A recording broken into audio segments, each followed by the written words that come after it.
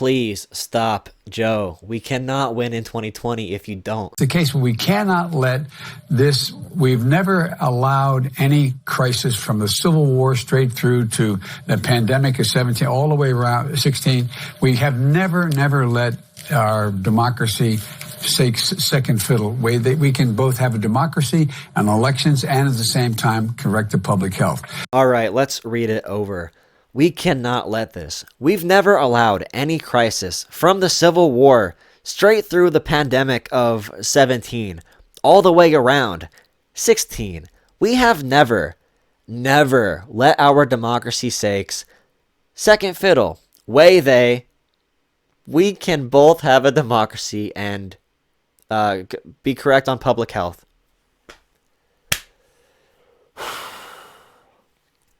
Okay, so the election between FDR and Nixon, the first ever televised debates. So some people listened to these debates on radio. Some people listened to these debates and watched on television.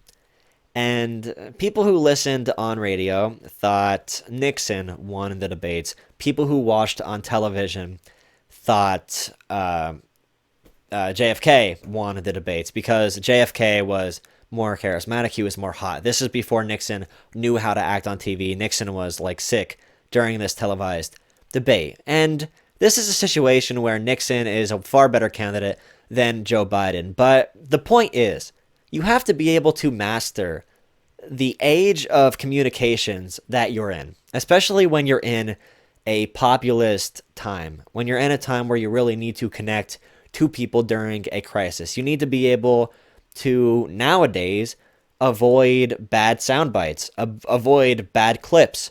You have to be able to string together slogans and be on point with your policies. Joe Biden is the absolute opposite thing that we need for this time, for this era, for this moment.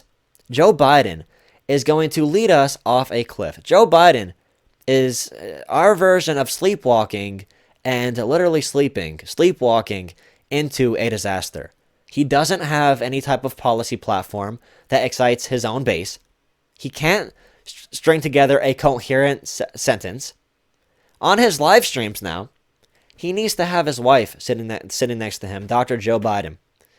Joe Biden sitting next to him to make sure he doesn't fall off the rails. Because when he's alone, he does stuff like this. It's really scary that we're about to go into such an important election. And the safe option looks like this. And if that doesn't tell you something about where we are politically, I don't know what will. We are seeing the two-party system, I'm not going to say democracy, but we're seeing it erode and die and fall away with Joe Biden with Donald Trump. It's absolutely terrible. We have two people who I would never want to operate a small hot dog stand, let alone a country. And they're competing. They're the only two competing because the media was able to manipulate us away from somebody over being called, him being called a socialist. And during a pandemic, the Democratic Party doesn't have the balls to nominate somebody who isn't fully corporate owned, who actually fights for people, and who is the new era FDR. It's terrible.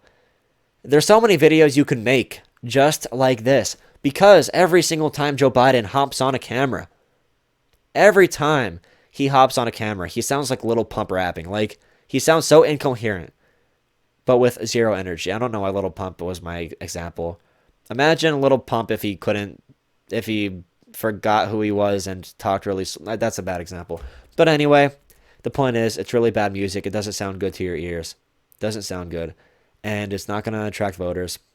24% of Democratic voters are enthusiastic for Biden. No one likes him. He's probably going to be the least popular Democratic candidate in history, below Hillary Clinton.